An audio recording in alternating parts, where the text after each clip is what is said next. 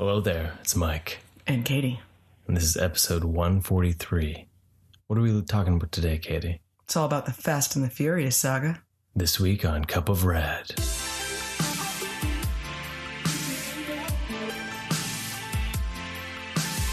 So we told you a saga was coming. We told you we were watching something, and it was saga related. Oh, this is a saga. Something we hadn't talked about on the podcast.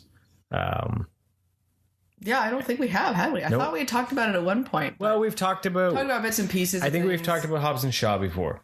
Yeah. Maybe Fate of the Furious. I'm not some of it, but not in its entirety. You know, because 143 episodes is getting pretty long. Yeah. We're on our way to 150. I know, right? It's coming up fast and furious. Ooh. I got way too much excitement with that one. Okay. Anyways. So it wasn't the Skywalker saga. It was all about the family. Yeah. Saga. Yeah, all about the family. So here we go. We're going to dive into it. We're going to see where we get to on this road traveled. Oh, nice. So Fast and the Furious, it came out 2001. Way back when it was all about the racing.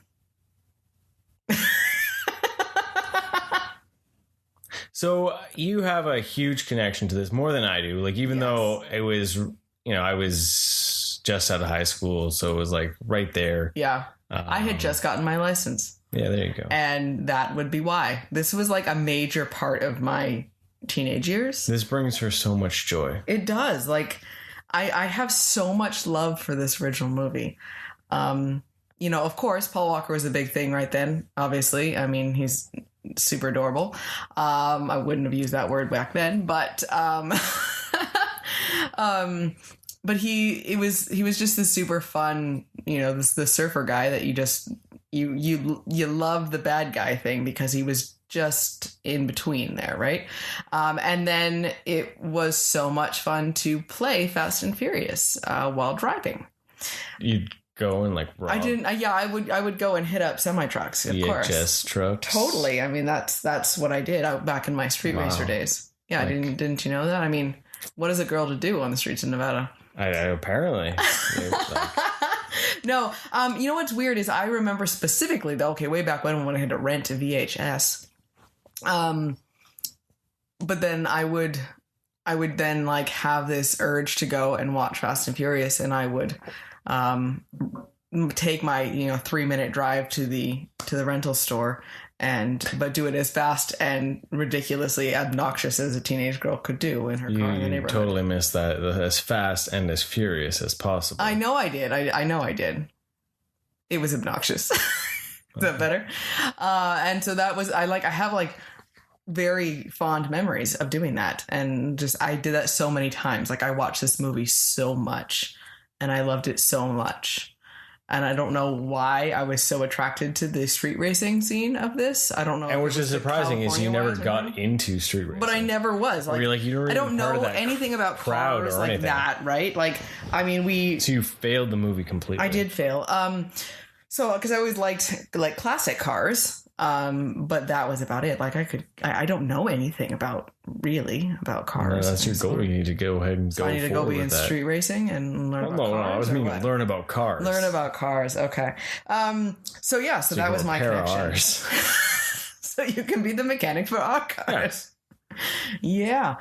So that was my connection with that. It's just very, very fond memories and watching it over and over and over again. So what now after, a bazillion years later watching the original? I know that's one that you've watched multiple times, but how did it fare on this rewatch? You know what? I really like it. But it's a very simple story, right? Yeah. So, it's difficult to, after seeing the whole saga, then you start seeing it through a different lens. So you can kind of use different descriptions, right? As I say, it's very simple and it's very much about the racing. And it's, in reality, it's a cop story, right? So there's an intrigue on that too, because you want to solve the mystery, but then once you start realizing that it's Dom and his crew, then you get like, but what is he going to do about it? And it's conflicting because you don't really want them to go down, but at the same time, they are causing problems and they're being really risky. And it's, so I still really, I think it was well done for the story that it was, because it wasn't too crazy and ridiculous. It was simple, more realistic. Everything feeling. felt like it could actually happen. Yeah, like the racing that they were doing was realistic for stunt racing. Like people would be skilled enough to do that. They weren't, it wasn't high tech. It wasn't, absolutely insane stunts. It wasn't like, oh my God, how did you survive that? Because there was actual real consequences for the stupid shit they were doing, hanging off vehicles and launching between things. Like still very courageous, very like action based, but. There's one thing I noticed about with this rewatch compared to when we get further into the saga. When Dom crashes his car in the first one at the end, he gets up and he is in a lot of pain. He's bloody and he looks injured.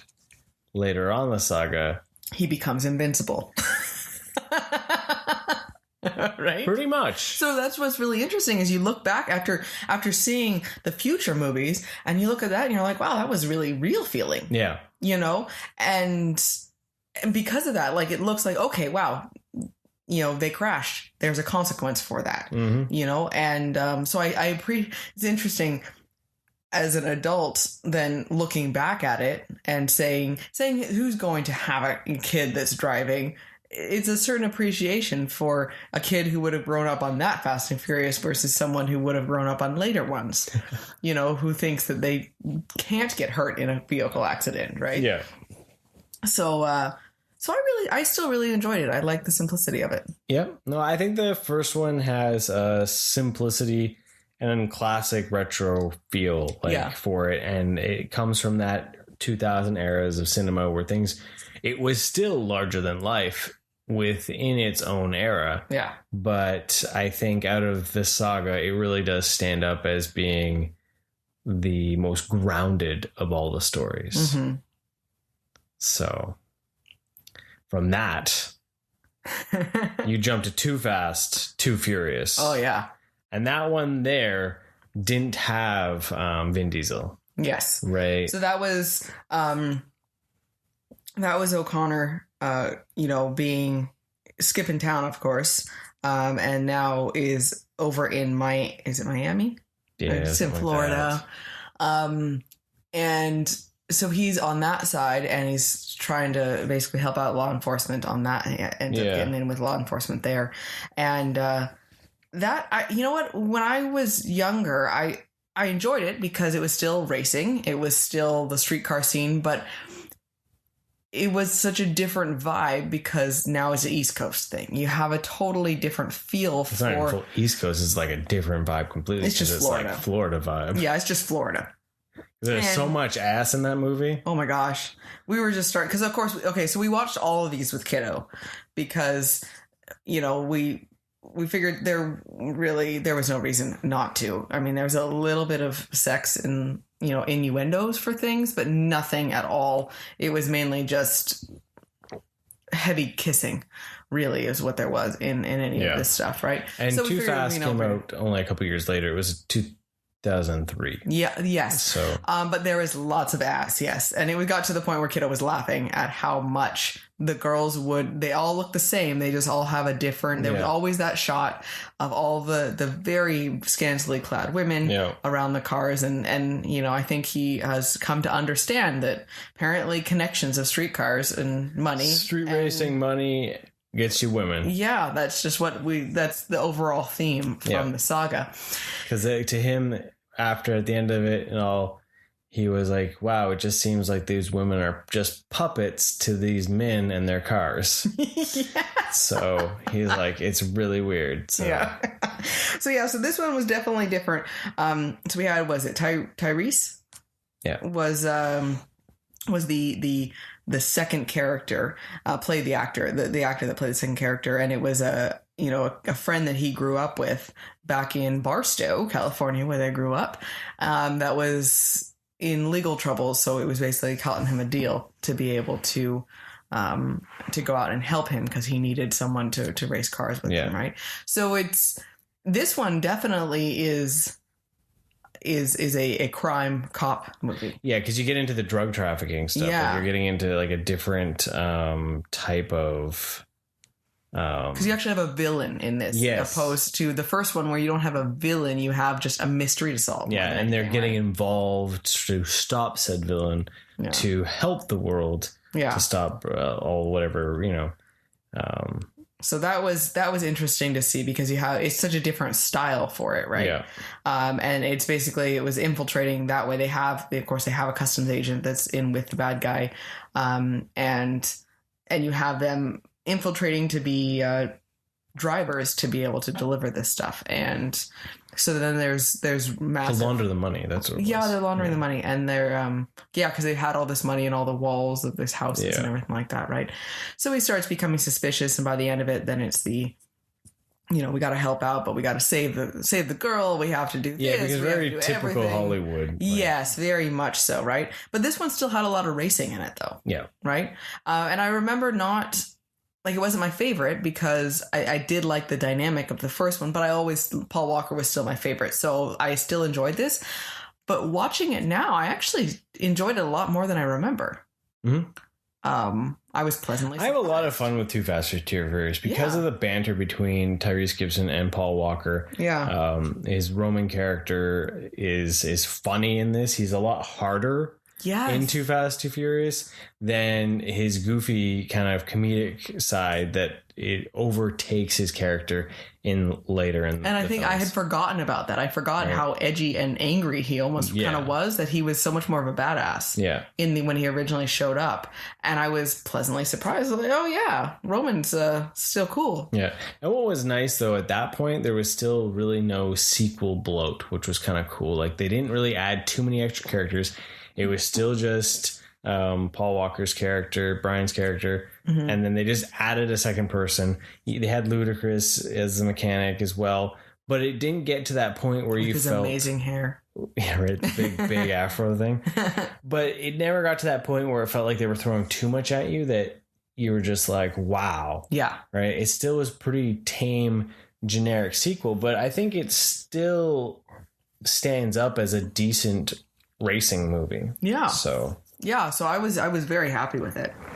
So after Too Fast, Too Furious didn't do too well for Universal, they were scared and they decided to go another route. They went to Tokyo Drift, which you find out later is actually further on in the timeline. So we decided to watch Tokyo Drift where it's placed in after the sixth film. Yeah. So from that, we'll wait to talk about that one, and we're going to jump to Fast and Furious, which was the fourth entry. Yes. Directed by Justin Lin, who's done pretty much most of them from that point.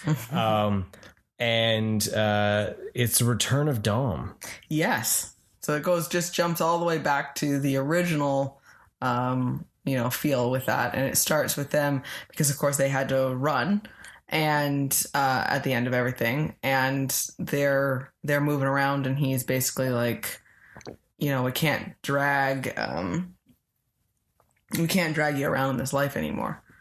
And he wants out, and he goes and he leaves in the middle of the night instead and says, don't follow. And doesn't work. Doesn't help. No, because then Letty gets killed. Yes. And that's the thing that's hilarious, because like this one here was never my favorite when watching it. Yes. Originally. Yes. And it is still my least favorite after the rewatch. I agree. Because there is multiple scenes with this is the best part. Letty's death. Where Dom gets to see, I want to see the crash site.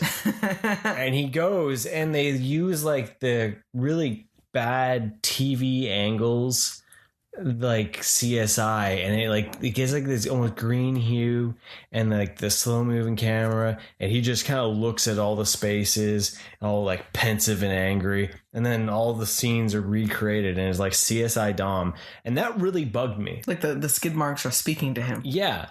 Why didn't he touch the road and feel it as he closed his eyes? If he had licked the ground, maybe slowly rubbed in a circular motion, something. Went closer to the vehicle. I don't know, something. It bugged me. It's terrible. It really is. That whole scene is so me bad. For the entire movie. Like, I had a hard time with that one because it's the beginning of the ridiculousness. Yeah. And it's the beginning of Dom's superpowers. Right? Well, he was connected to the car. He was able to smell. Yeah. And, it was complete. It's so terrible. But yeah. So you find out she was running. Someone had killed her, and that you do find that she had been working for a drug smuggler, basically from Mexico, right? And that was part of it. So then he ends up getting into this race with. Because Brian is talking to him, and now Brian's back with the FBI. Now Brian's back because they keep giving him all these chances for things, even though he keeps screwing them over.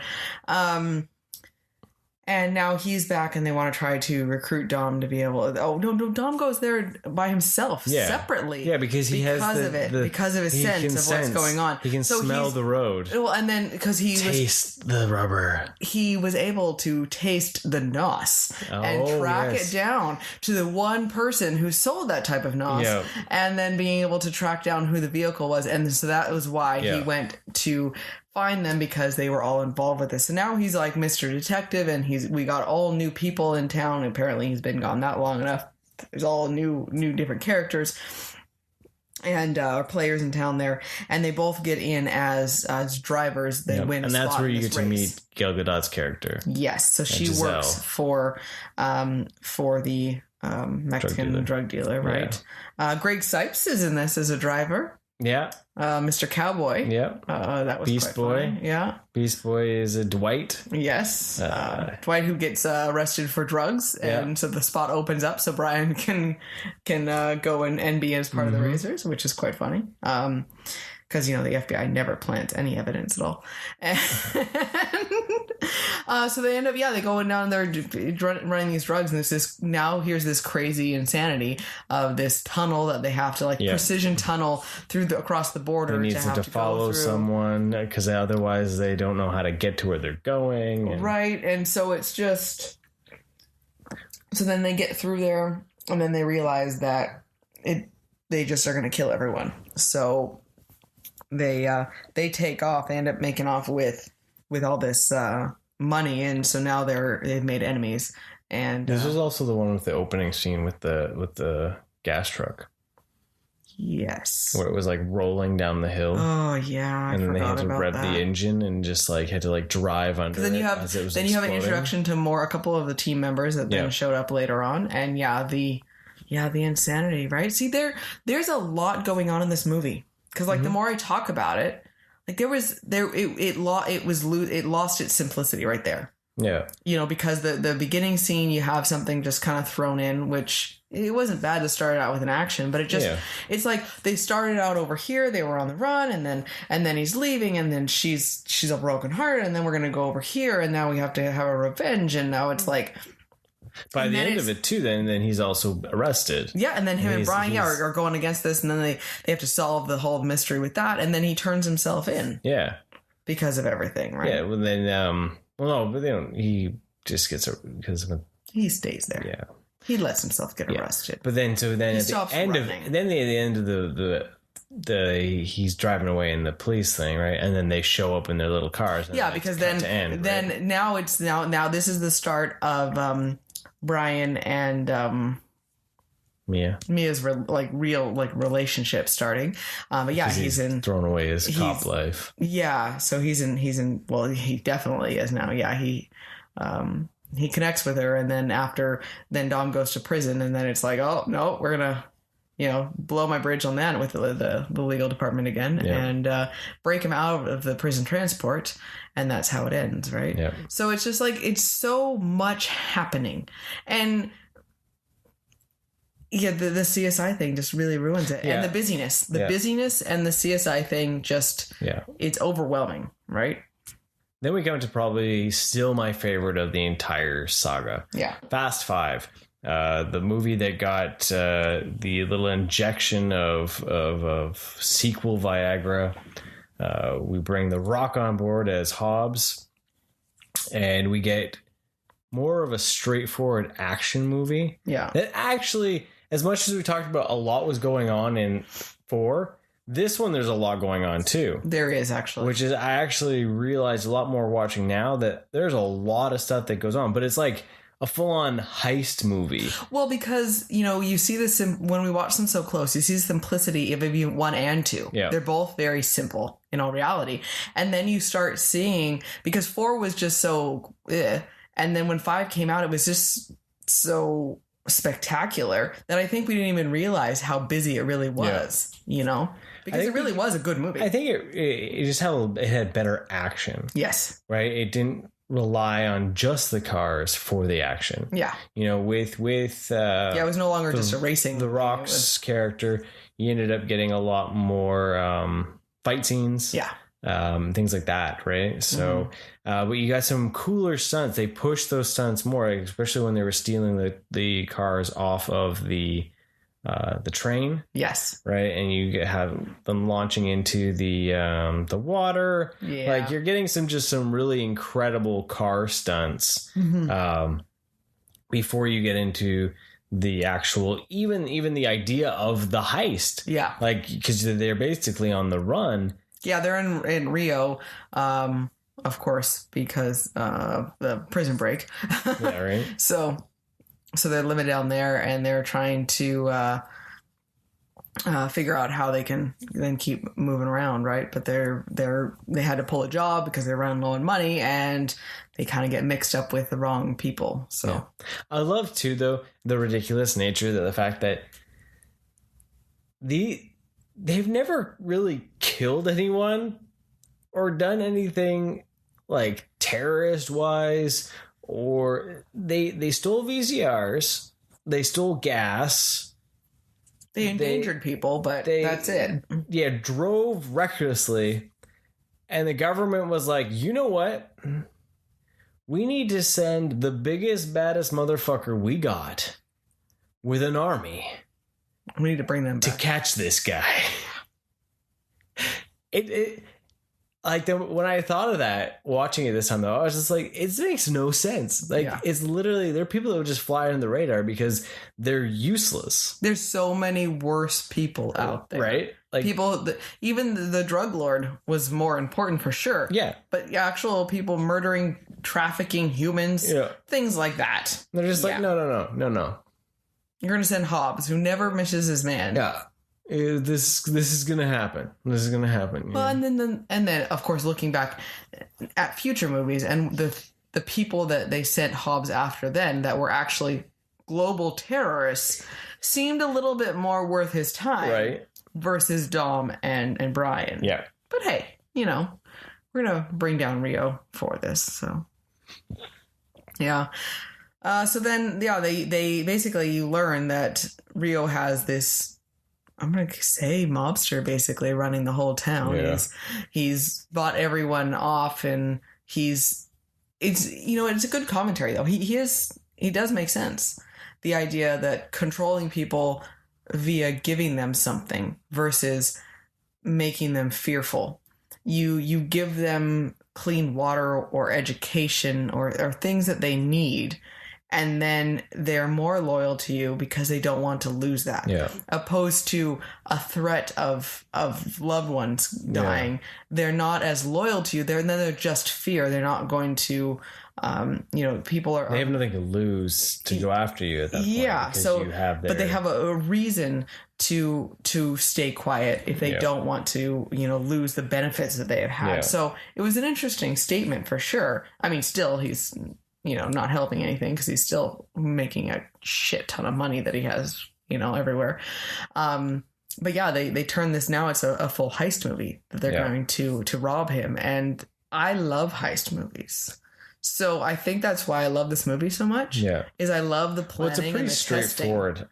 Because it's focused, right? It's one place, and then now you have this team that they've built in from all the past movies. Yeah, so they need everything, right? Tej, so Ludacris's character is there. Roman shows up. We got Giselle shows up.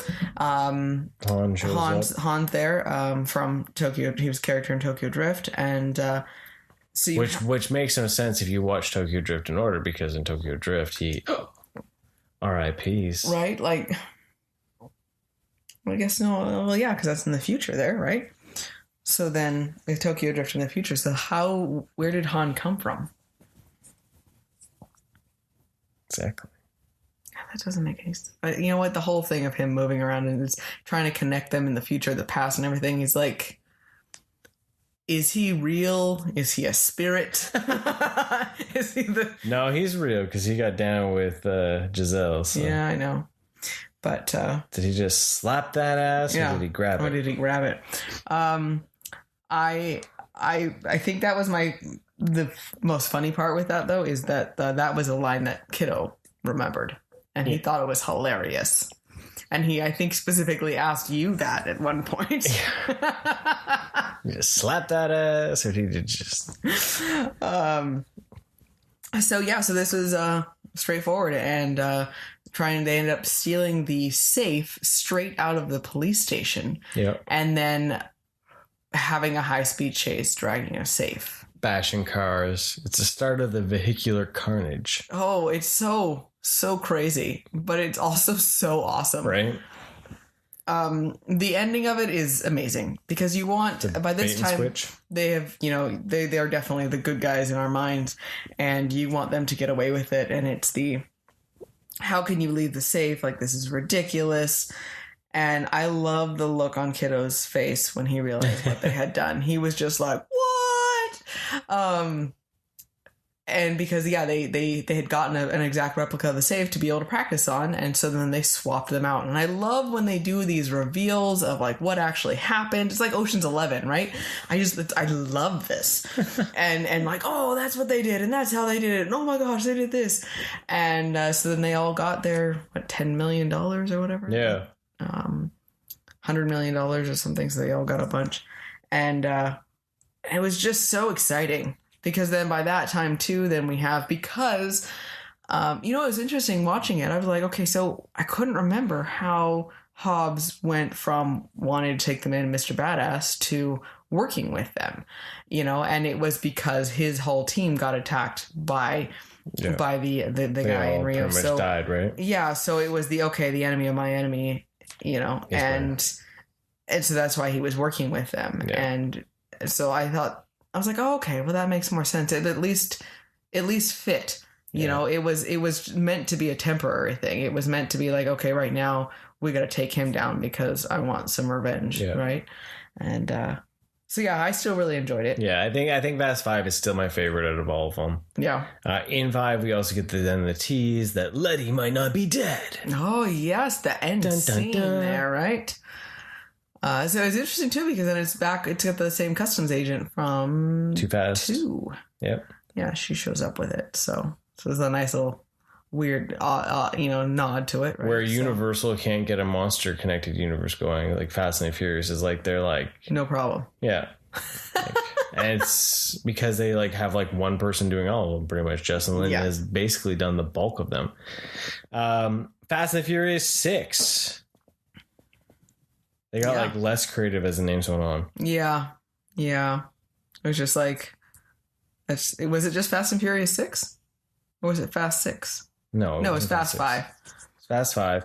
Fast and Furious 6. Yeah. Okay. Oh, see, we're kind of boring with that. Right. I think that I'm not sure. If anything, see, now anything, it went from that, and then it was just jumped right over. If anything, there was a "the" in there. Yeah, because that made all the difference, right? So this one, it does. It essentially does. I know. So with this one, it's all about Letty's alive. So at the end of 5, no, just Fast and Furious 6, and now we've jumped up to 2013. Yeah, so we're just jumping right ahead here. So basically, so Dom is now hooked up with the hot Portuguese police officer that was in Rio and helping out with Hobbes, and so they're living on this beach. Well, then he gets Hobbes shows up. With the envelope showing that Letty is alive. Because we got to see all about how scary, blah, blah, blah, blah, blah. Really? The guy, Luke Evans, Shaw. Yeah. Owen Shaw is. we got to see some of the heist. Oh, okay. Because this was when they started doing. They've continued doing action movies, right? Or action scenes right at the beginning. Yeah. Right? So Owen Shaw is the bad guy for this one. And so Hobbes has basically been assigned to bring him in. Well, he needs people who can race like Owen Shaw's team. So he goes to get Dom, and he uses the carrot of Letty's alive. So he's just, okay, peace out. I'm leaving. I have to go get her. She's my family. So now the family piece is really, now it's going to kick in, and it's all family from here. Yeah, that was one of the things that bugged me when I watched it originally, and still bugs me, is how much, Dom's all like shacking up with this chick, and then for some, it's written almost slightly poorly, where she's like, no, I understand. If I found out my husband was alive, I would have fucked off too. Like, you're good. Like, what kind of relationship did they really have? Like, you don't, and what happens later on, it doesn't have as much weight. Because of that scene. Yeah. Because of just the fact how they're just like, okay, well, I guess we were just fooling around. Your love of your life is out there still. You should go find her. And okay. Right. Yeah. What you find out later too, there does give some more weight to the connection for her understanding, because I'm assuming he confided in her the status of their relationship, but it was weird how easily it was just dropped. Thrown away. Yeah. Right. And I thought that they had been together longer instead of the first 30 seconds of the movie. And so that was quite jarring to see that. But basically, he leaves, and Mia's like, you need to go Brian needs to go with you. Like, you need to go bring Letty home. And, that was interesting to see too. that was the first of Brian kind of having the, like, I missed the bullets. Yeah. Right. A little bit more of that. Right. But he didn't have a family yet. So, yeah. But he's starting to feel that tug, right, of wanting to have have that connection and that safety, but still wanting to be in action. Obviously, he cared about being out in the lineup for things, right? So then they show up in Europe, and they gather their team, and they start doing bring everyone research back for everything, again. Right? And they got to take him down. So he's stealing. He's got very, very high end fancy vehicles. They kind of look more like this was now started where they're not just street racing cars of any sort. Like, they're highly. Now these are global terrorists, and they've got really fancy technology, and these. I love the fact that the wheels rotate and pivot, so they can just extreme drift around corners because the wheels turn as well. That was pretty crazy. So it became even more of an action movie, and we're losing. There's spy racers more racing, now, right? Yeah. So now they're just doing global espionage, and because there was no racing in there. No, with just them kind of going, and then once they get to the point where they go up against them, and they get the tank and stuff, you get to see where now Dom is becoming invincible. Yeah. Right. The fact that Letty is flying through the air over top of. Across a bridge, and Dom just jumps off of his car, flies through the air, catches her, and slams into another car, and they get up like nothing totally happened, right? And that's where I go back to the point of the first one, where he crashed a car, and he came out and he was bloodied and hurt, and this was there's no blood. It's like they stopped wanting to show people being injured, almost, right? Yeah. Because 5 and 6, all this, 5 and 6 still doesn't know who he is. Yeah, so. 5 and 6 was the start of when they started dropping the F-bomb too. Yes, right. So it's amazing how quickly cinema changed then with the acceptance of different things for ratings, right? You can swear, but we don't want blood. Yeah, on our heroes. So this, once you kind of shifted gears and saw what kind of movie it was supposed to be, it's not a bad movie. No. But it's just so different. It's lost the any sort of the race. There's no connection to street racing, and I think that's why they glommed on so much to the family thing. Yeah. Was because now it was about a connection and a group of individuals with a bond, and then they also know how to drive. Yeah. opposed to the street racing scene, because you can't really do much with that in long term, right? But then they just were like, these characters in this franchise, and we just have to figure it out. So. Yeah.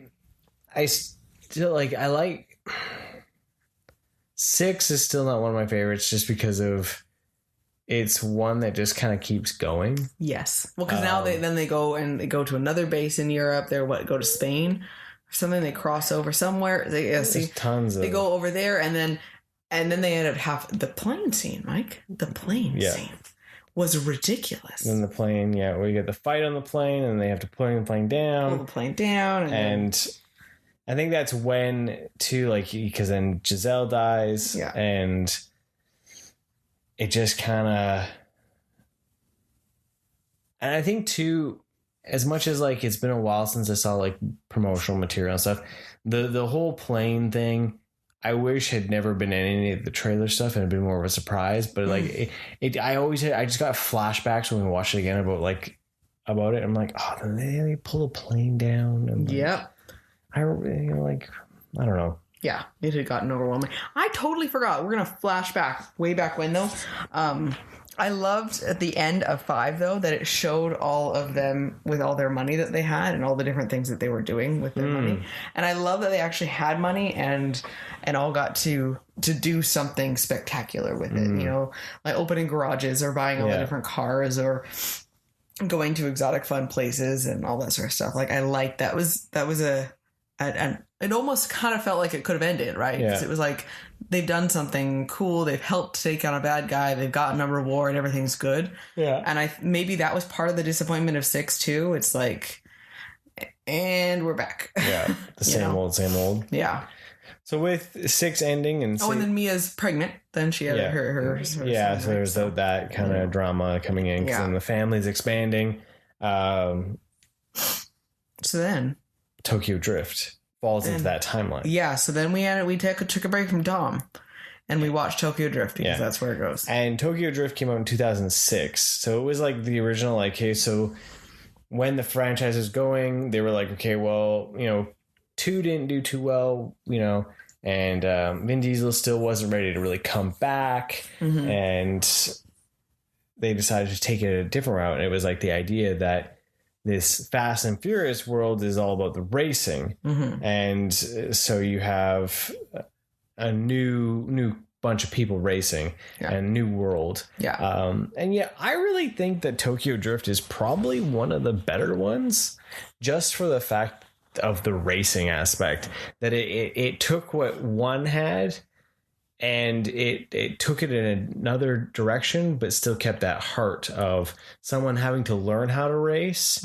to be better at it. Yeah, it was essentially almost, it was very much reminiscent of the first one. Yeah. Of, taking down your cockiness and not just assuming you're number one, but also believing enough in yourself to keep trying and really feeling drawn to the situation. And understanding and learning. Yeah. Well, and then also standing up for different things too. I really liked with Tokyo Drift that he tried to make friends and didn't just assume different scenarios. Being the outsider that he was, he connected with people in. It wasn't just, following into the status quo and making assumptions on things too. He could have gone a completely different way, with he got a second chance by having to go live with his dad in Tokyo. Yeah. And he was able to turn things around, even though he still kind of got involved in some crime and stuff, but he's still kind of I was watching it, I knew that he changed, but at the very beginning he was just so cocky, and I was just so oh my God, shut your mouth. Why must you say these things? Yeah. But at the same time, he was very much a teenage boy. Oh, yeah. Very much putting his foot in the mouth of, I can't stop saying that I will beat you and I will do this and I will do this. And he just standing up for things. And it's just You got to admit, though, that scene where he came driving out of that house hadn't been finished was pretty cool, though. Oh, it was pretty epic. So, but I really rewatching it. I really enjoyed it. Then it falls into place where Han dies at the end. Yeah, right? So then Han's in this, and you basically find out that because he was working with the the mafia boss. He's a nephew in Tokyo, and he's basically just doing a side hustle almost with him, right? So he's taking advantage of it, and then he ends up getting caught, and so now they're just going to run them out of town, and so now you have the big boss man all upset, and they're chasing around, and but yeah, there's a whole nother the idea he learned how to do a different type of racing there, which has now got Kiddo asking us all the time to drift in a joking fashion, but he's trying to figure out how we can drift in the smart car, and we keep telling him we cannot do that. Wow. But that was quite funny that he was set on and wanting to do that, right? But I like how it is, of course, very, very sad. You see Han dying because you already saw him die at the end of 6, at the end credit scene where Jason Statham shows up and says to Dom. Well, because you don't actually, in Tokyo Drift, you don't actually see him die. You just see his car explode, and you assume that he died. But at the same time, it's not very, very clear. Yeah. But then, so then, at the end of 6, you don't know me, but you will. So, but I like, though, that it shows. So at the end of Tokyo Drift, it has, it's after the fact. Now he is the new DK, as they refer to them, the Drift King. And then Dom shows up, and basically it's the, I'm here because Han's gone, and I need to, make friends over here. Now he's just globe trotting over to Tokyo. No randomly problem. Just shoots off. No big deal. And then, apparently is still the amazing racer that he is, even over there. And, because he can, no matter what he's driving, he always wins. He knows what to do no matter what. Yeah. It makes no sense. He should not know how to drift. I'm sorry. Well, not in a big, heavy car. No. But, one thing was funny, though, is because this was written into the timeline after. I think that's what's kind of interesting, because then it dates it so much, because it doesn't make any sense for the technology that's used. You have to kind of just forget about that. Well, especially being in Tokyo, they're not farther behind technology wise. It doesn't even make any sense. So there's that flaw that they then tried to they put it in after 6. Yeah. And that's a lot of movie. Yeah. Years. I think Kiddo was happy to go back to the, all the street racing girls, though. We had a heavy dose I'm pretty sure there was of Tokyo street racing. There was a lot of TNA in that one. Yeah, there was quite a bit. A whole different level, because it was such a different style of it, right? So totally. So now we get on to Furious 7. That was actually directed by James Wan of Saw and Conjuring fame. His first kind of foray into action movies, which probably got him his gig for Aquaman, because this was at the time the biggest of the movies. Oh, okay. Most money, but I think it also had to do with the fact that Walker's passing. Yes. Right? Yeah, because that was in the middle of, that it happened before this movie had come out. Yeah, they were still doing some filming. Yeah. Not a lot, but some. Yeah, so this one here sees Jason Statham's as a main character, showing up as Deckard Shaw, which is Owen Shaw's older brother, which we'd seen, of course, in the closing and credit scene of 6. So what you think with this movie, though, you think this is just a full-on revenge movie, but no, it's not just Deckard Shaw. Just one side story. Yeah, that could have been a movie on its own, them having to run and try to stop Deckard Shaw. But no. We need to then have another branch of the government, show up and ask this team to try to save someone that has another weapon that they need to bring back. So not only are they running, they're also trying to do their typical mission that they've suddenly taken on. Because now they're global heroes. Furious 6, right? Yeah. So this one has sequel bloat. Yes. This is when it gets to that point where there's so much going on that it gets murky when you're watching it, right? Yeah. Because it's just that ridiculousness hitting in. Right. Yeah, because you're right. There's just you got totally different, stories. You have to worry about Deckard Shaw running around and trying to hunt people down. Yeah, he takes out Hobbes right at the very beginning. He blows up the house. Yeah. So then, I forgot the house got blown up. Mia and Brian have a son now. So Mia is safely tucked away with the kid, and but they nearly died because they were almost in the house when Deckard had sent a bomb. So that basically sent, okay, well, Brian has got to go. We got to go after him, but then so you have all. That's how it starts. Yeah, and gets going. But then in the midst of one of Dom and Deckard's fights that they're having, and their ridiculousness, then Mr. Nobody shows up. Yeah, and played by Kurt Russell. And it's basically, okay, you got to help me save this. I just helped you. Now you got to help me find God's Eye, this technology. So this one hacker, basically. And they have this crazy idea that the only way for them to access this road, though, is they're going to parachute in vehicles down onto this road. Yep. Because, why not? Yeah. So crazy stunts begins. This is when the ridiculous, like, super like, every single movie now is, okay, we did this here, but what if we just jacked it up to here now? Yeah. Oh wait, no, now we need to jack it up to here now. So it's just like over and over and over and over. One thing I think is interesting, I just skip right to the end. when Dom and Deckard are fighting and they've got their crowbars and their pieces of metal off the vehicle. Yes. All I could not think was those should be lightsabers.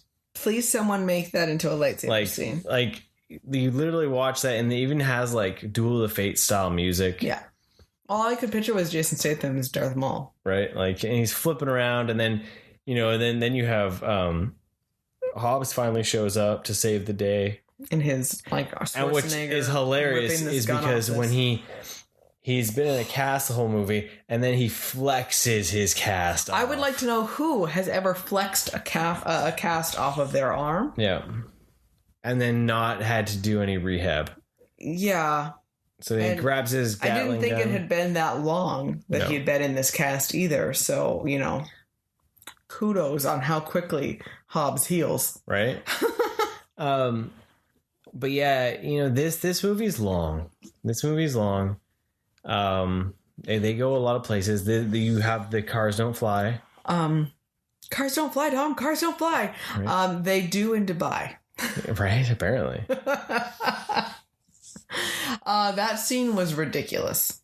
They go and they end up over there, and they're gonna go get invited to this because this God's Eye got put into a hardware device, which then her friend sold to one of the princes there, and so they get invited to this party and they have to break into, and it's in this vehicle. Instead, they run out of time, so they just got to steal this vehicle.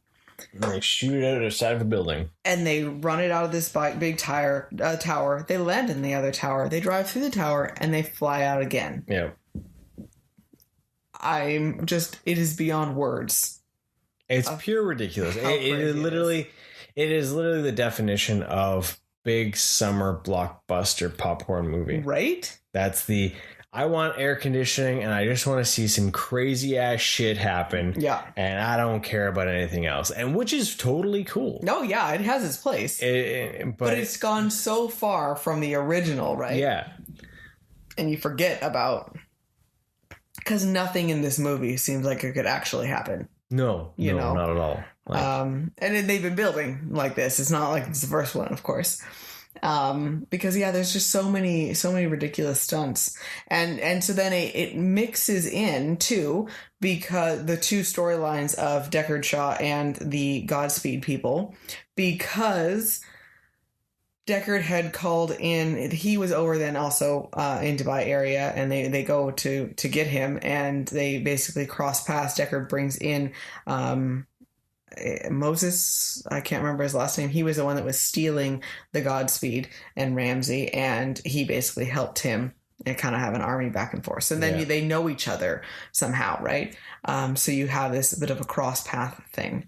And so then you have the end there where they're having their battle on the thing, and you got the dude in the helicopter shooting up the city. And then all of LA, well, because then they have to just play hot potato with her. So because now they have God's Eye, and then so God's Eye, you can find any person on the planet within moments.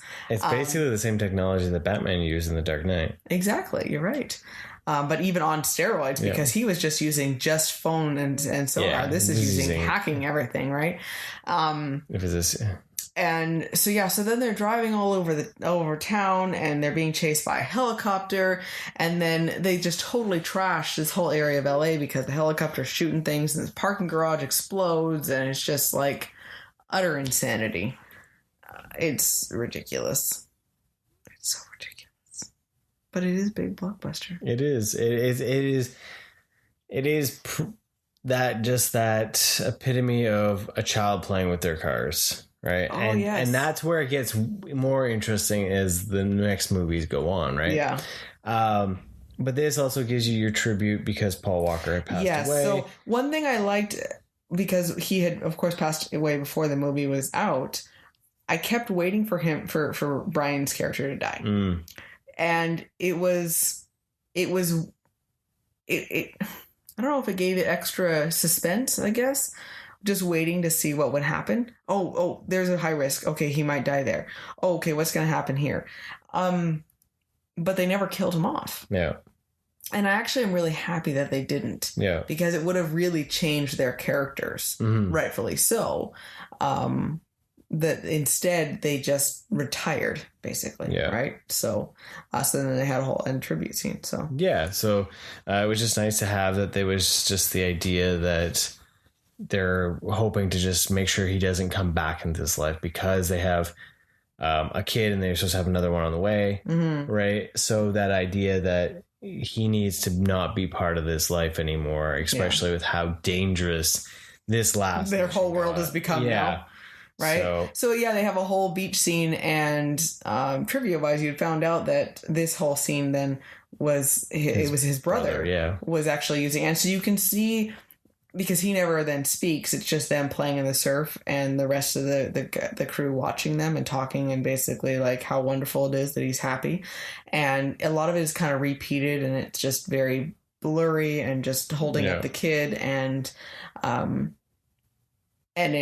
it's shot so that it still has that nice closure. But then it ends with Dom, and it looks like Dom and Brian are going on a ride. But it's very existential feeling, because then you have Brian's also younger looking. It's not how he was in the movie.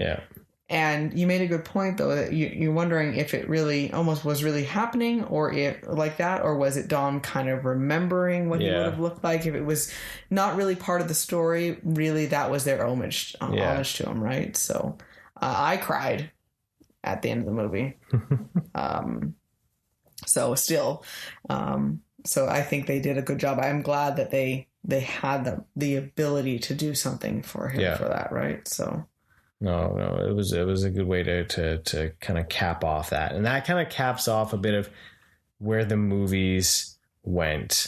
After that, well, because I thought they were going to be done with them, right? So they came up with more ideas. And that's when we get into Fate of the Furious. Yes. That becomes Furious 8. So this is when Charlize Theron shows up as the big baddie. Yes. And she's got information that is going to... Well, she basically decides that, her team, that Dom's team has never had to deal with the one thing they couldn't handle, Dom. Yeah. And so they're down in Cuba. It starts with them him and Letty are down in Cuba. Oh, yeah. And that's how it all starts, right? So you have the race scene with the ridiculous race car. Where we can't miss this. He used it as a rocket. So he goes up against, he has a cousin, I guess, that has this piece of shit vehicle that it owes money to the big baddie on the island. And so he decides that, this is how we settle things. We settle by racing.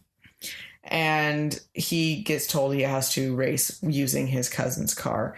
and it's falling apart. So he wasn't falling apart. He tore it apart. He tore it apart. You're right. It was compared to the guys, it was a piece of crap. But he tore it apart to make it lighter, and did some modifications on it. And he did, of course, just no big deal. And then he did some kind of hack jobs basically for NOS and like adjust, like I don't know what he called it. It was a poor man's. I remember something. He put a bottle cap in there of some sort of bottle tab. Pull tab. And it was kind of the last resort for something, right? So then, they have this massive race through town, and it shows though the bad guy is trying to cheat by sending his motorcycles out, in different directions and to take them out, right? So by the end of it, the vehicle is literally glowing red, and and then it's on fire. So he uses the fire, he turns it around backwards because he can't see anymore, and he uses it as a rocket. Yep.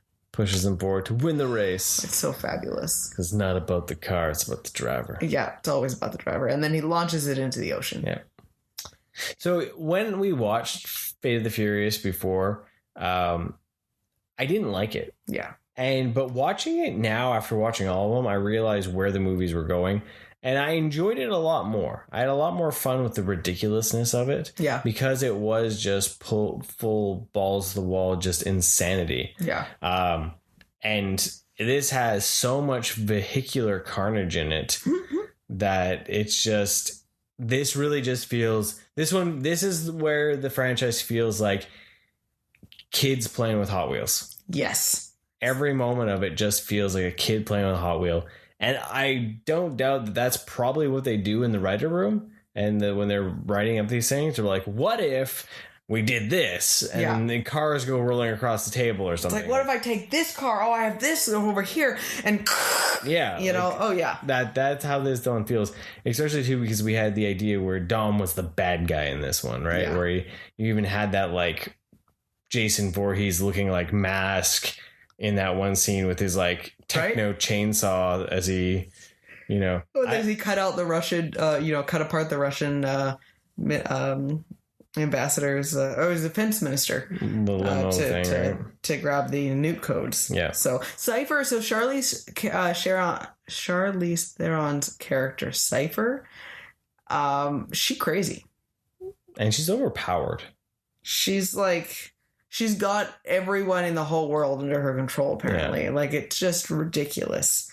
Luckily it didn't take too much to unravel her, but still, she was like, it was almost an impossible task to see how she could possibly be taken down. She's got every possible, like, contingency figured out. Yeah. And that was one of the things where, when he gets Deckard Shaw to go save his son, surprise, Dom has a son. Which is what has made Dom work for her, is basically, she was holding him hostage because of it, right?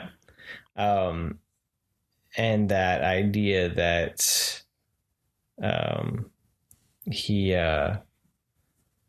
she had a parachute ready for emergency situation, right? It was just right there, right, sitting, like, out of order. But the best scene of the movie is when Deckard is saving the baby and beating the living hell out of everyone or killing them in the plane while carrying the baby, and switching back and forth between like father and badass.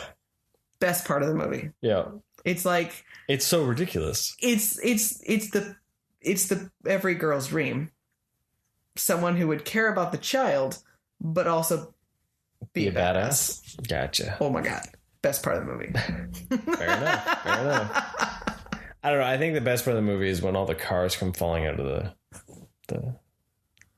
Oh, all the cars that she hacks and takes over? Yeah, drives, and all the cars are driving around. And or when he is able, that it definitely feels like a kid playing with cars. What if I just threw all of my cars off the table and see what happened? Yeah. And then or the scene where they all like have grappling hooks on their cars and they cage Dom, and he's like just revving his engine, and then he's able to flip all of them by spinning the car around.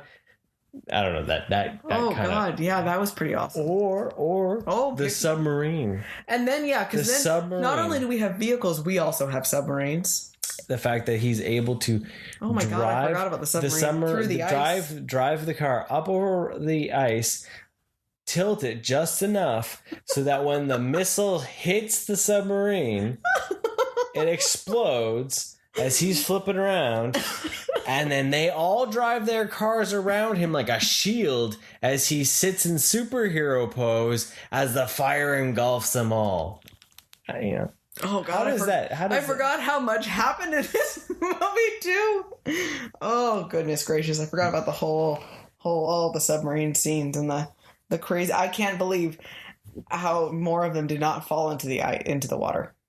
How did they have all of this and it never cracked underneath them at all for anything? Roman's the only one out in the water. Yeah, like oh my goodness, it's good stuff, man. It's good stuff. Yep. I like it. Yeah, this is insanity is what it was. It was pure insanity. This is the next level of like pure just popcorn. Like you're just going to see shit blow up. Like it's literally like you're rolling up, you're grabbing that popcorn and be like, what are they going to blow up today? Right? Yeah. Well, you know what? I remember being frustrated with it too, but I think I was originally frustrated because I didn't think they should go on without Brian. So I think that tainted it for me, right? But watching it again, it's knowing that it's pure ridiculous and just letting that happen. I really did enjoy it. The only times I got frustrated and you had to remind me, like, Katie, chill out. It's okay. And this is why it makes sense, is when Dom couldn't just like wink at Letty to let her know that, you know what, it's okay. He didn't go into full robot mode. Like that drove me nuts that he couldn't let them know that he had to do something. But you made a good point. They were literally watching every single thing he did. Yeah, because they were using the God's eye. Yeah, so then... But it also had that little bit of stealth con type thing going on when he ends up, setting it all up and somehow set everything. They're watching every movement he makes, and yet he somehow is able to make connections to people around the world to set up with these... very important people to then reach out and get the Shaws involved and like, so we'll just roll with that. But okay. He somehow reaches out to the guy in Cuba because then you find out that the guy that he, beat in the racing and earned his respect is now helping out in his thing in New York. Yeah. Sure. Whatever. So once you got past all of that, that was the only thing that I remember being irritated with, but that was just because that was part of the story. You were supposed to feel frustrated and irritated that he was helping them, even though you knew he was doing it for a reason. He wasn't trying to actually hurt them. Yeah. But it was just like, oh my gosh, But as soon as he had the moment, as soon as he knew that the kid was safe, it was turned. It was screw you guys, and I'm going to stop you now, right? Yeah. So, it shows though he wasn't ever a bad guy. He was just doing what he had to for family, because family is most important. Yeah. And this is the movie where they ended up putting him and The Rock had some disagreements, and so this is where they parted ways. With that, though, we ended up getting the spin-off with the Fast and the Furious Presents Hobbes and Shaw. Yes. So this here then takes Deckard Shaw and Luke Hobbs and puts them in one glorious action fest of testosterone bounty. Yeah. You know what? I love Jason Statham. I love The Rock. I liked their characters in the movie. Not my favorite movie. Yeah, you know what? Watching this one again, this is definitely one of the weaker ones, I think. Yes. In the saga. I remember liking it more than the rewatch. This is one of the ones where I'm like... This went down. A lot of the other ones actually did go up. Except for 4. Which was still kind of like, eh. This one I was a little bit like, because when is this it one was be long? Yeah, when is it going to be over? Yeah. I remember knowing it was long. It wasn't like I loved the movie to begin with, but I was like, oh yeah, they have like a whole nother movie after this. Yeah, it was like the script was like long enough to be not long enough to be 2 movies, but too long to be one, and they decided they weren't going to cut anything. Yeah. Right? Like, but yeah, I really, really was surprised because it feels like it should have ended a good, probably 30 minutes to 40 minutes earlier. Well, they could have cut out a lot of their bickering back and forth, honestly, at the beginning. Yeah. That always because I don't know what happened from them like being okay with each other in like 7. Yeah. When they worked together. Yeah. When they saw each other. They didn't hate each other that much. They were talking about like their missions and stuff, and they were like, okay. Yeah. After they got to prison. Like when they realized where they were both from. Yeah, that they're both from the government and all this. Yeah, when they you know. So. And then they got together in Hobbes and Shaw, and there was just a giant pissing match. Yeah. It was, and I remember being irritated with that. Yeah. Like I can deal with some friendly jabs and a little bit of you know, back and forth, but that was just childish and obnoxious, right? It's like, you guys lost your cool factor. Yeah. You guys sound like children, and you're not badasses right now. This is ridiculous. So, and then of course, you know, I have no problem. I like the concept of him trying to find his, you know, Hobbes is finding his way home and everything like that. It was just... It felt out of place. It was out of place.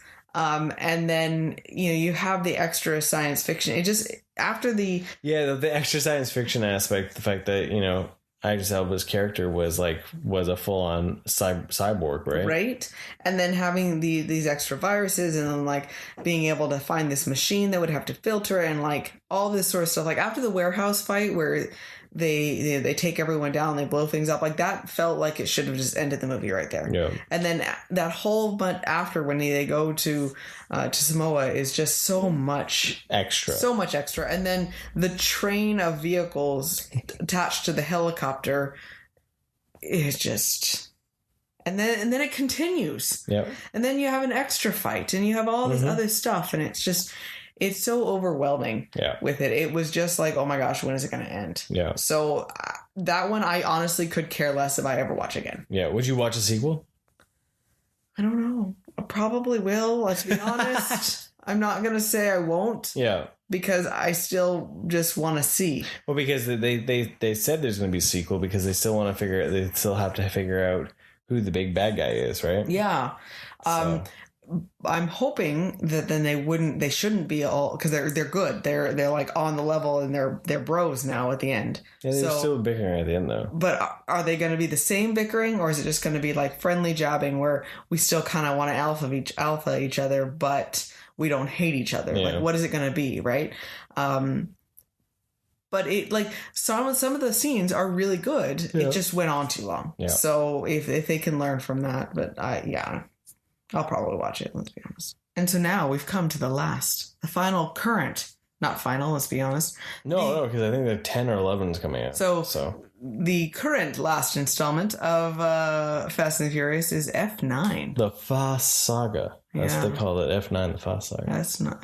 well, that doesn't make any sense. That's what it's called. Should be just the Fast Saga presents F9. I don't know. F9. That seems like a lube. When you say it like that. Yeah. Yeah. So where is the Fast and Furious merch line of lube? You know? Depends on what kind of lube you're talking about. So F9 brings in Dom's brother. Yes. Played by Mike's current favorite, John Cena. That's right. John Cena played his brother. Yeah. Didn't make any sense. No, it didn't at all. So this one, we get to see the flashback, essentially, and learn about the infamous scene that we learned that Dom had gone to prison for originally, for beating a man half to death with the wrench, right? Wrench. And so this was, and because we had learned that his dad had died. So this is... We get to see the day that his dad died, the crash that killed him on the racetrack. He's a stock car racer. Stock car racer, quite a big explosion. But he blamed, Dom blamed this guy, the other racer, that he hit him into the wall, and how dare he. And so then the other racer was basically kind of saying goodbye to him, and they were both mouthing off at each other. And he tries to protect his little brother, but he's trying to protect his brother, because John Cena's character is telling him to go away, and Dom shows up, and it's the, hey, we gotta go away. Well, then he starts beating on this guy because he just tensions are high, right? Yeah. So he's trying to protect him, but by doing so, then now he goes to prison or to jail or whatever time.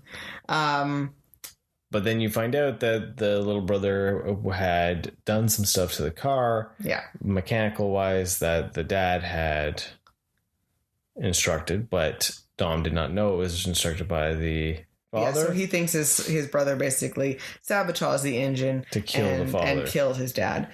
And so he beats him. He challenges to him a streetcar race. And basically, if I win, you leave town and I never see you again. So Dom won and never saw his brother again. And that was one of those things where I was like, wow, like he has literally created his own problem right now. Right. So, like, it was just a weird thought process. Well, think of the difference it would have made, even if he really thought that was the case, why he didn't talk to him about it and see what's going on. So what you find out is his brother was doing what his dad had said, and he didn't understand. He was just trying to be helpful because Dom was the golden boy. The dad was in debt. They were drowning. He was throwing the race to get debt paid off. Yes. And by doing what they were going to do in the car was supposed to choke out. Well, if he hadn't been hit into the wall, it would have exploded. Exactly. So he would never have expected that it would have backfired. So it was, he didn't realize that he was going to be causing any sort of problem. It was an accident. It was a risk that his father took. Yeah. And by causing such a problem, Dom then just made a villain and lost out on his family. And the thing that he preached so much about was the thing that he walked away from so easily. So now you got to wonder if that was one of the reasons why. Did he ever... He didn't really seem regretful about it, though, at the beginning. You would have thought that maybe he gravitated towards the family more because he had messed up on his own, but he didn't really seem like he cared. But so it's all, this is trying to kind of start learning more about it, and now he's got a fight, which is his brother has now become this like super spy. He's like a crazy super spy. Like the idea that he was like, he worked for Mr. Nobody before he went rogue and became like a villainous super spy. Right. Like, so he'd done jobs for him. And so then, like, I don't know, he actually, like, it was like the best thing Dom could have done for him, because like he was like living high life. Right. Until Dom got back into his life. Like massive control and everything. Yeah. They had broken, Mr. Nobody had finally found Cypher and had, broken her out and taken down Nobody's plane. Yeah. And so he had taken advantage of, taken her hostage. So that's why they get called to come try to find Nobody's last coordinates, right? Yes, because they had specifically sent a message to Dom. And then the idea of, basically you're going to show up because of this type thing, right? So let the insanity begin, because now they're in a jungle and now they're going over landmines. The jungle, it was so pretty though. It was. I actually really enjoyed F9 more than Fate, more than 7, more than 6. I was pleasantly surprised. Like, I actually I never got bored. Yeah. I didn't want to pick up my phone. I kept watching and I was like, wow, I can't believe how much this is holding my attention. Yeah, like I actually had a lot of fun with it. Yeah. Because as much as it was really ridiculous, it was a little bit more focused than the last few, right? Because there wasn't a whole bunch of different storylines of different things going on. It was just, it was just that one main storyline where, they find out that they need to get something. It was similar to a little bit like 6 and 5, where they had to get something. Yeah. And they had their foils that were stopping them. And at the end you had your big twist where it turned out to be that Cypher ended up controlling everything. Right. Didn't forget about the new crazy stunt they pulled. The magnet cars. The space? Well, I hadn't gotten there. Oh. But that idea that Cypher still was controlling. And the magnet cars was pretty awesome, yeah. So, they had the magnet cars. Because, she was using those as That was pretty awesome and pretty smart of them to break them up into different things. And they had like manipulating things because they could turn the magnets on and off. It was a whole new level of crazy shit as they were driving around. Now, not only did they have an e-brake, but now they have magnets to repel and grab things if they wanted to. Now, the space thing was a little ridiculous. Oh, it was a lot ridiculous. That was the one, like... So then they brought back the few people from Tokyo Drift. Yeah. Because Han's back. Yeah. Surprise! So Han had his death had been engineered by Mr. Nobody, and had been keeping him in hiding, and he was protecting this genetic key to this Ares device that can control and manipulate any computer, basically. And so Han is now back, and then along with that are the few buddies from Tokyo, which are now building rocket cars. And so they build a rocket car that they piggyback and throw off into space. Because they got to try to destroy this satellite. Because the Ares connection is being uploaded to it. And the only way they can disrupt that is by actually destroying the satellite. So Tej and Roman go to space. In a Fiero. In a Pontiac Fiero. Yep, good stuff. I had a friend that owned a Pontiac Fiero, and that thing was all just fiberglass, so I have no idea how that thing made it into space. Because that dude did a donut in a campsite and stuck it on a rock. Nice.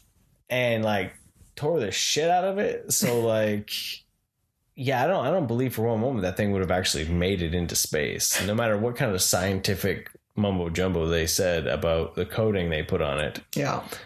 That thing would have just ripped to pieces. So Roman makes this discovery. Now they're realizing though that he's kind of questioning their existence and past experience. And essentially kind of feels like he breaks the fourth wall. Well, yeah, because it's all what we're thinking. How many things are they how going are you to still alive? Get through and do? And he starts thinking that they're invincible.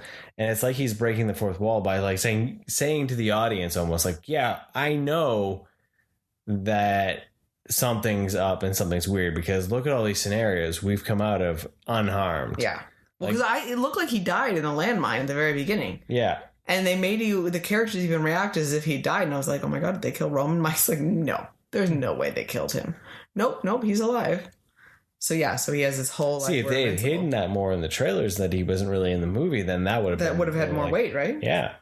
So I knew they were going to space because I remember seeing those trips. And I was like, well, they haven't gone to space yet, so... We're going to have Fast and Furious on the moon or something next one, right? So all goes to space. Maybe they'll go to Star Wars or something. Maybe, but so then about Star Wars in this one though too. They do a lot of Star Wars. That's the one investor guy keeps making Star Wars references. Yeah. But they end up making up the Toretto's makeup and. You know what was interesting? Sorry, this one. So all the other ones from 5 through 8, there was always an F-bomb. There was no F-bomb in this one. Yeah, you're right. So. Which is impressive. Yeah. So, The Rock was apparently the one that's for. Apparently. I think so. So our idea that we think would be really cool is if they kind of come full circle and the Toretto brothers basically go back and open up the Glendale Speedway. Yeah, because it shows him at Dom at the end with his son talking about his family. And this is where I learned all this and this kind of stuff. Yeah. And I think that's what should happen. It would be a good way to kind of end it. Would be the idea of they finally decide to settle down and open up. They're building the house again. Open up the speedway, driving school kind of thing, speed school kind of thing like that, or because it would be a nice full circle and it would almost that acceptance because there's that moment of acceptance between the two brothers. Mm-hmm. He still needs to see his character. He still needs to go do some business because he's running away from these bad guys. Yeah. Cypher has taken over the business and she broke out and took over control because she convinced the investor that she was better. So you still have Cypher on the run now. And you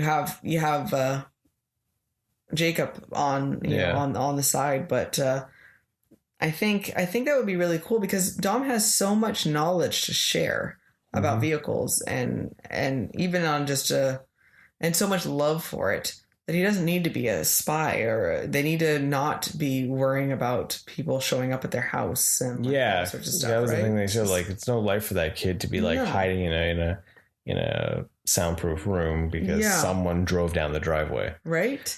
Like, I think they need to kind of like, if they're gonna end, when they end it, and they need to kind of like maybe give that nice closure. Yeah. Where it's like something that kind of brings it all back to where it began on Dom's level. Yeah, exactly. Bring a positivity, right? Yeah.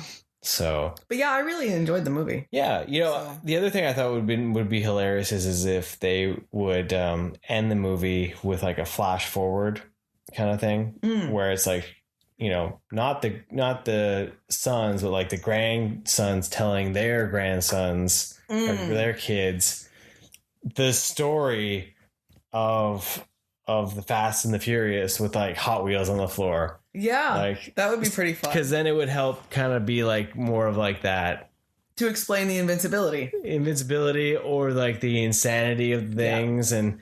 Like, Uncle Roman did this. Yeah, that kind of thing where you were just like, But it becomes this big larger-than-life thing because you have a telephone and kids telling it, right? So... Yeah, that would be really cool. Or we just find out the whole thing was just a dream all along. If a little kid Dom is playing in that pit and his dad hasn't died yet. It's all just a dream. Nice. All just a story he told himself to make his Hot Wheels more exciting. Yeah, there you go. All right, really just screw with it. And then everybody was like, but why did they do Tokyo Drift? Why did he? He was just imagining what racing would look like on another part of the world, right? So, but I had a lot of fun over this last month here watching the Fast Saga. Even though there was some things that I still wasn't really big on, it was still enjoyable as a whole, entertainment wise, because it was just that big summer popcorn, forget about life moment and just see some ridiculous, crazy stunts. Yeah. Right. Out of the 10 films, what is the one you enjoyed the most? Oh, no. If you ever asked, hey, let's watch something Fast and Furious, I'll go back to the original. The original? Yeah, I would still watch that one. But then after that, though, it would be 5. I still really did like that one. I would be interested. Because we've only watched F9 once, it'll be exciting to watch that one again in a year or so, right? So, but yeah, those would be my default. Okay. Yours, I assume, is 5. 5 is my favorite. Then I go to the original. I do like the second one. Yeah. So the only one. Then I'd probably go like 9, 8, 7, 6, 4. Tokyo Drift would probably be in the third or fourth place. So yeah, it's basically it's anti Hobbes and Shaw and anti CSI Dom and 4, and otherwise we're good. Like it's going to depend on the style of movie I want, right? Yeah, so that makes sense. Yeah. So, but this was really fun. It was fun to share with kiddo. It was fun to watch them so quickly to really see the style change. Not only just the story, but it kind of is a bit of a cinematic history of how it's changed, right? So yeah. And how invincible Vin Diesel actually really is. Right? He's pretty impressive. F9 really showed the age of some of them, though. Yeah. It was... especially the guys from Tokyo Drift, which was quite funny to see that. Oh, yeah. It was supposed to be so much earlier, and yet they were so old. You're right. Compared to everyone else. Yeah, so which was quite funny. But, so yeah, there you go. We made it. Fast and Furious Saga complete. There you go. Yeah. Well, till next time, everyone. Thanks for joining us. Have a wonderful day. Stay rad, dudes.